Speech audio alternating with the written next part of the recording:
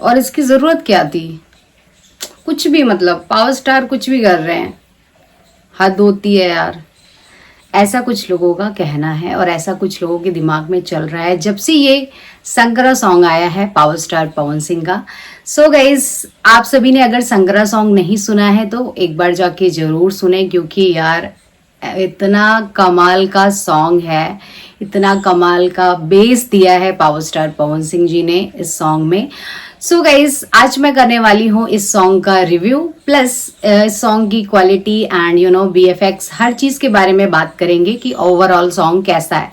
So guys, काफी लोगों का ये कहना था कि सावन खत्म हो चुका है, अब इस सॉन्ग की कोई जरूरत नहीं थी, फिर इस सॉन्ग को क्यों लाया गया। ठीक है गाइज, पहली बात तो मैं आप सभी का डाउट ये क्लियर कर दूं कि ये कोई सावन वाला सॉन्ग नहीं है।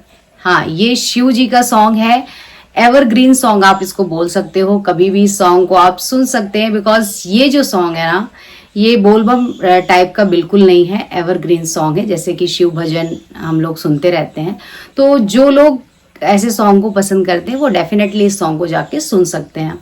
तो गाइज, अगर मैं इस गाने की बात करूं तो जो बेस दिया है ना हमारे पावर स्टार पवन सिंह जी ने, उसका क्या ही बेस है, मतलब नेक्स्ट लेवल।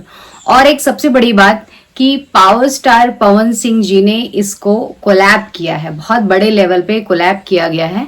ये साउथ इंडस्ट्री के एक कोरियोग्राफर हैं और आप सभी को जैसे कि पता है कि ज़्यादातर अगर कोई बॉलीवुड ऑफर आता है वो पहले पावर स्टार पवन सिंह जी के पास ही आता है गाइज। क्योंकि कोई माने इस बात को या नहीं माने, बट मैं मानती हूँ। कुछ लोग कहेंगे कि मैम मतलब पावर स्टार पवन सिंह की फैन है तो ऐसा बोल रही है, बट ऐसा नहीं है।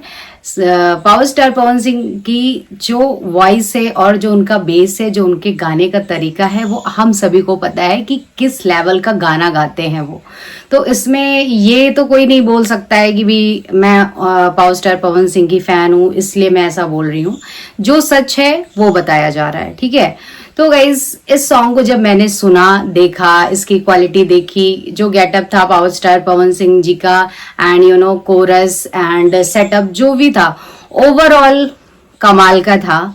बस कुछ चीजें इसमें मुझे कम अच्छी लगी, जैसे कि जो सेटअप था उसमें झंडे झुंडी से लगा दिया गया, आप थोड़ा सा देख सकते हैं। तो ये जो चीज थी ये थोड़ा और ज्यादा अच्छी की जा सकती थी और ज्यादा अच्छे तरीके से मतलब उस चीज को हाईलाइट किया जा सकता था और अच्छे से उस चीज को यूनिक मतलब बनाया जा सकता था।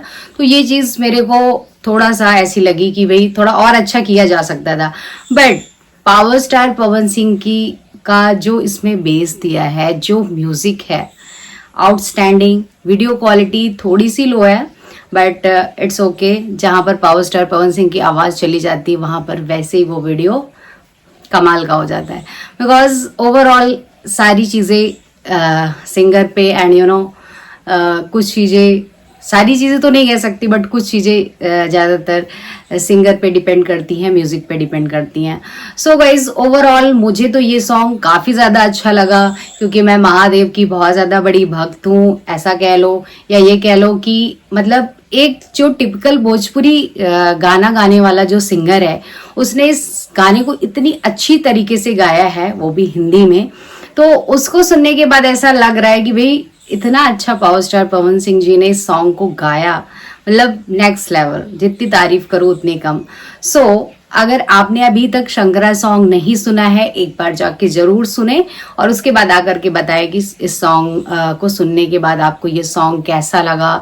जो चीज़ें मैं कह रही हूँ वो आप सभी रिलेट कर पा रहे हो या नहीं कर पा रहे हो।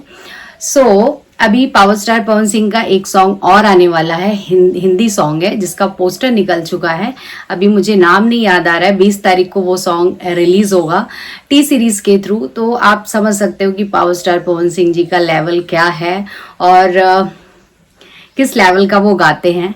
तो I am a die hard fan of power star Pawan Singh and जितने भी मेरे फैंस हैं जिनको मेरा रिव्यू वीडियो अच्छा लगा है या मेरी बात को रिलेट कर पा रहे हैं, वो प्लीज इस वीडियो को ज्यादा से ज्यादा शेयर करें। मिलते हैं नेक्स्ट वीडियो में, तब तक के लिए आप सभी को लव यू ऑल।